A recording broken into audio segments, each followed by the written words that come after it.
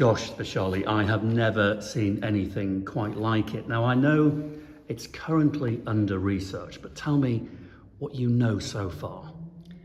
So we know that it's definitely 200 to 300 years old, and it's made of marble, weighs over 300 kilos. These are things I can tell you for sure, and it depicts the 23rd of 24 incarnations of the Tirthankar, which is from the religion of Jainism. Jainism? Yeah. Now, how old is the religion of Jainism? If I'm not mistaken, Jainism dates back to 5th century BC. BC, right, so it's 2,500 years old. Yeah, correct. And Jainism, what is it similar to? Is it similar to Hinduism or Buddhism? Buddhism, I would More say. Buddhism. Yeah, it's the spiritual, yes, I would say it's more very, very similar to Buddhist practice. Right. Yeah. And is it still popular in India? Oh, yes, very much so. Very much so. Jainism is very much a living religion. Right. Yeah, for sure. And this thing is mind-boggling in its detail. So these characters here, who are they? What do they represent? So they represent sort of celestial beings, which were half human, half snake. Oh, I see. I thought they looked a bit like mermaids. So it's, no, okay, now I see that now. Okay, half snake, right, got you. And are they protecting beings? Yes, so in this particular story, it goes back, the story starts from a few incarnations prior to this particular one. And in here you can see that he's sitting, Bashvanath is his name. Oh, hang on a minute, hang on. I didn't see that. Yeah. So we've got a pole behind here. So we've got this almost silhouette. Yes. Oh gosh, this is who? Bashvanath.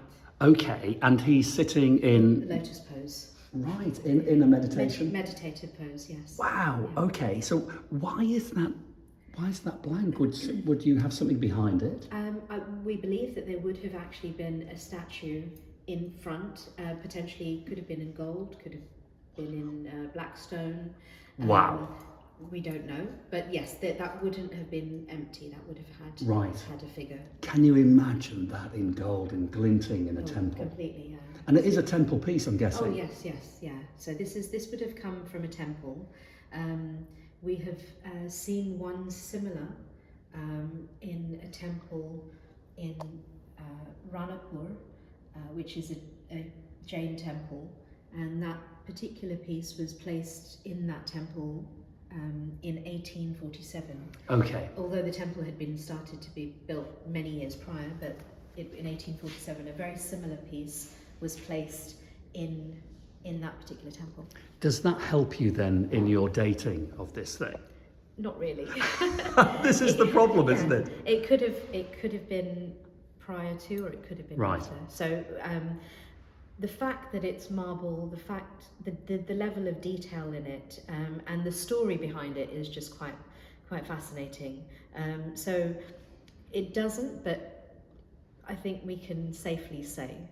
Yes. I mean, I know you, Vishali. You love this research, the history, the stories the objects can tell you.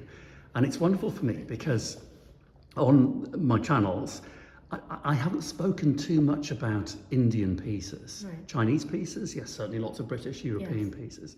So it's a new door opening for me. Right. And it's a great thrill to be learning as I'm filming and meeting people like you. And I just find these things, I mean, they are so mind-bogglingly complicated, For sure. but wonderful because of that, aren't they? So if I tell you a little bit about the stories, Go on, then. he was in this lotus pose, Yeah. and he was meditating, and I guess in modern day you would call it a gripe that he had in previous births, Right. with a brother of his actually. Okay. Spills over the centuries and the subsequent births. Right. And in this particular, the reason he's in the lotus pose, he was meditating, and his this other incarnation saw that, who was his brother in a past life, Right. I believe, and he, for 7 days, he rained down the elements upon him, the weather elements. His brother did that to him. Correct. Yeah. Right. So this this entity that had a gripe with him, and it was supposed to have been that there was extreme sun, extreme rain, extreme cold, and in a previous birth he had actually saved the king and queen of the serpents. Right. And their names were Dharmendra and Padmavati. And he had saved them, and they had gone on to become the king and queen of serpents.